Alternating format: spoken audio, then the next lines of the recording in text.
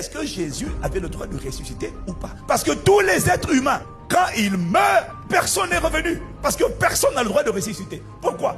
La Bible dit, car tous ont péché et sont privés de la gloire de Dieu. Donc, pour que Jésus ressuscite, il a fallu qu'il y ait un tribunal qui pose la question, est-ce que la mort, lui aussi, a le droit de le retenir, ou est-ce que lui, il a le droit de sortir du tombeau? Deux questions ont été posées. La première question, c'est est-ce que cet homme est né d'un homme? Parce que s'il est né d'un homme, depuis Adam, tous ont péché et sont privés de la gloire de Dieu. S'il est né de Adam, il ne peut pas ressusciter. Alors la mort a le pouvoir de le retenir. Alors, le juste juge pose la question, cet homme est-il né d'un homme? C'est-à-dire, est-il pécheur? Est-il né pécheur? Et là, l'accusateur dit, oui, votre honneur, il est né de Joseph. Et là maintenant, l'avocat de Jésus qu'on appelle le Saint-Esprit dit, objection, votre honneur, cet homme n'est pas né de Joseph. Et le Saint-Esprit va citer les Écritures.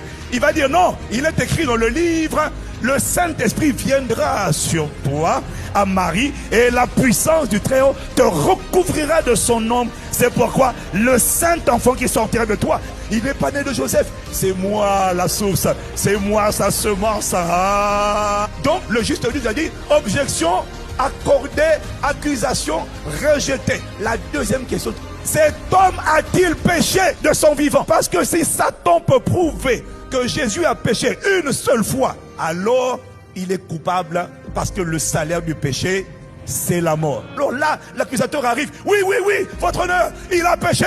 Il a péché à quel moment? Il a fait des miracles le jour du sabbat. C'était interdit de faire les miracles le jour du sabbat. Alors là, le Saint-Esprit dit, objection, votre honneur. Le sabbat a été fait pour les hommes et non les hommes pour le sabbat. Le but du sabbat, c'était pas d'empêcher de faire le bien. Le juge a dit, accusation rejetée, objection retenue. Alors il dit, est-ce que c'est tout? Non, non, j'ai encore une excuse. Il a péché. Un jour, il s'est mis en colère. Il a chicoté les gens et puis il a chassé les gens du temple. Et puis le Saint-Esprit dit, objection, ce n'était pas de la colère, c'était le zèle de la maison du Père qui le dévorait, Après les objections accordées aux défenseurs, à l'avocat de Jésus, maintenant le Père a dit, mais sur la base de ce qui est constaté, 1, il n'est pas né pécheur, 2, il n'a jamais connu de péché, ça veut dire que la mort n'a pas le droit de le retenir. C'est pourquoi il a reçu le nom qui est au-dessus de tous les noms. C'est pourquoi on a ordonné à la mort de le relâcher. Et puis on lui a demandé, maintenant c'est quoi, vous demandez quoi comme dommage et intérêt, parce que vous avez été mis à mort injustement. Il a dit, non seulement je regarde la vie, mais en dommage et intérêt, je présente mon sang pour la rédemption de toute la race humaine.